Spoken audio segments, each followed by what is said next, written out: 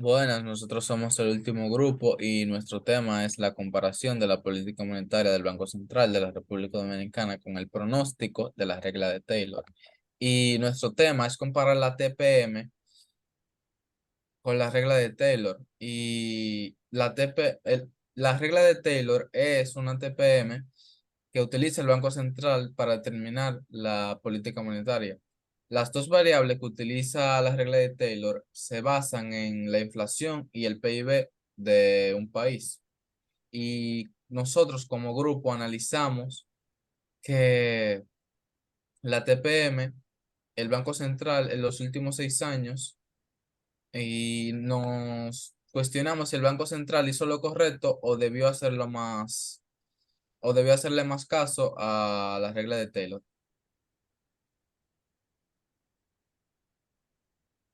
Muy bien, en base a lo que dijo Jensel, nosotros planteamos la siguiente pregunta, y es que si el Banco Central ha ido acorde a lo que establece la regla de Taylor.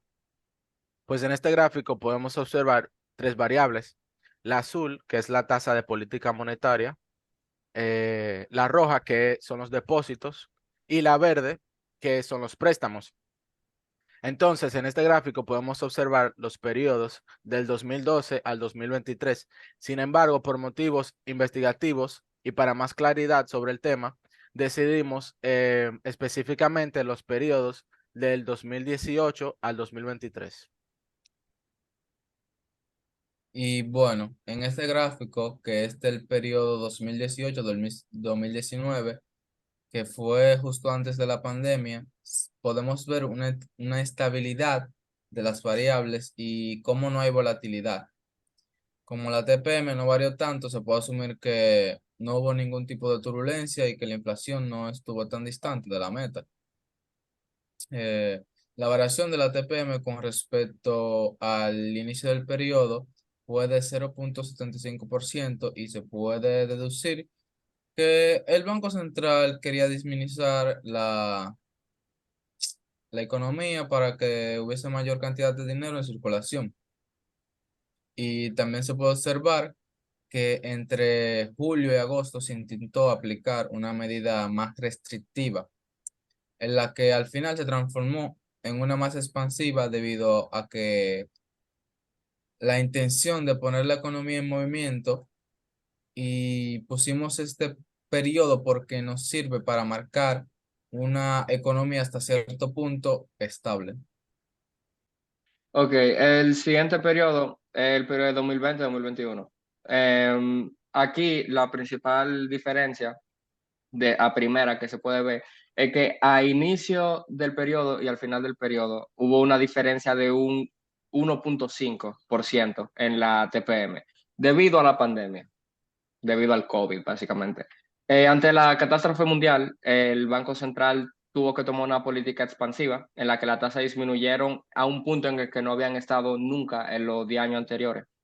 El Banco Central se vio comprometido a dinamizar la economía por la obligación social que tenía la gente de mantenerse en sus hogares, en el cual la gente no podía ni siquiera salir a trabajar. La disminución de la TPM y en las otras tasas hacen que la población pueda pedir mayor cantidad de préstamos debido a que la tasa menor, básicamente. Eh, Eso hace que la inflación aumente de manera exorbitante y hace que se aleje de la meta establecida al inicio, lo que ocasiona eventualmente una subida inevitable de las tasas. La disminución de las tasas provoca un efecto dominó que se resume en el alza de precios y con esto aumenta la inflación. Debido a que mayor demanda genera mayor oferta, que los precios se encarecen y que la actividad económica estaba bajo debido a la restricción de trabajo de la mayoría de los ciudadanos, la reducción de la TPM y del interés nominal era básicamente ineludible.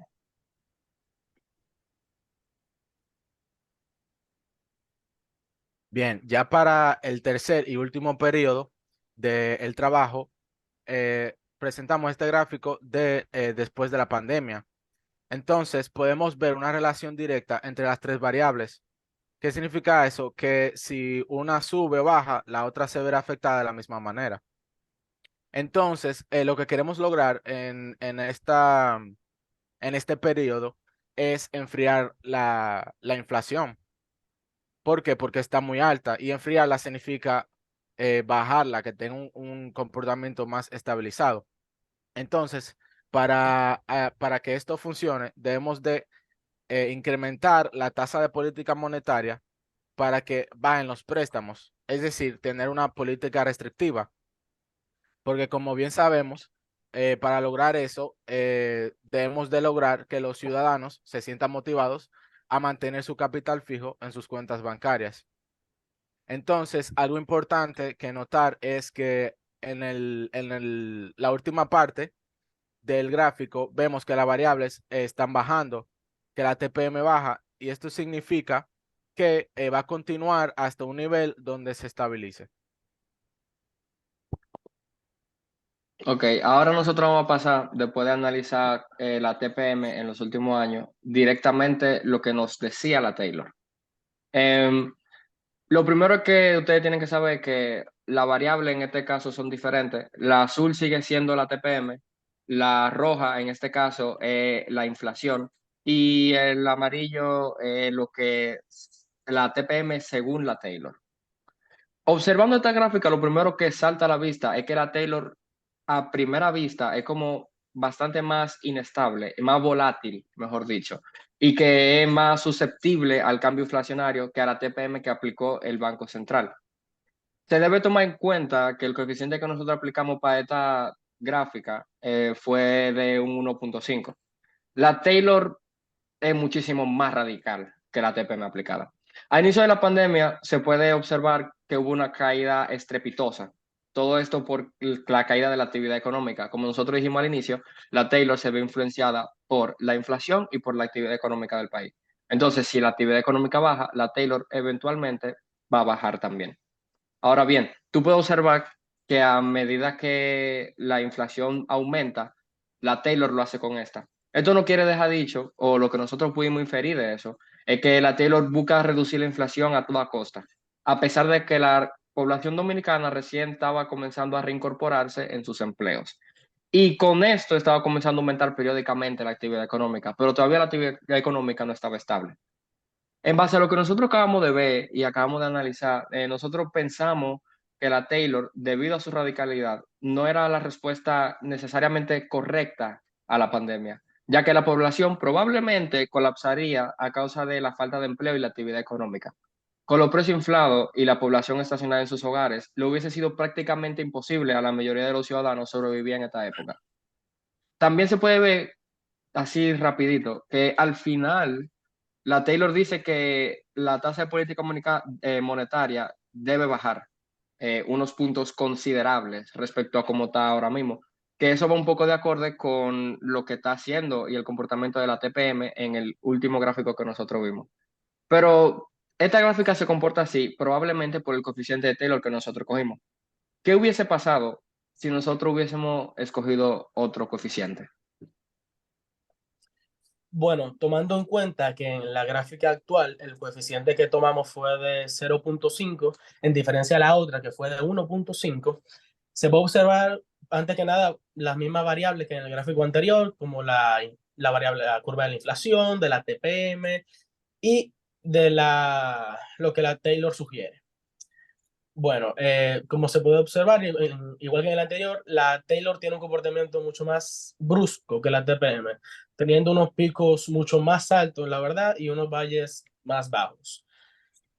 En esta se puede observar una disonancia marcada en cómo tuvieron que establecerse las tasas en el periodo de crisis que hubo de pandemia, más que nada en el 2020, del 2020 al 2022. Según la regla de Taylor, y lo que se puede ver en el gráfico, las tasas tuvieron que aumentar hasta un máximo de un 12%, no más de ahí. Y se puede observar que la Taylor es no solo más abrupta, sino también más inconsistente con lo que sugiere que se haga respecto a las tasas. A nuestro parecer, es mucho más efectivo trabajar con las tasas que el Banco Central ha estado imponiendo, ya que ofrece más estabilidad y soporte, más que nada, a los ciudadanos. Entonces, si las tasas aumentan tan descontroladamente, esto no solamente podría generar un descontento a nivel poblacional, sino también que habrían consecuencias catastróficas, ya que habría una caída desenfrenada de la actividad económica, generando así desempleo, desestabilidad económica en general en todo el país y entre muchas otras variables.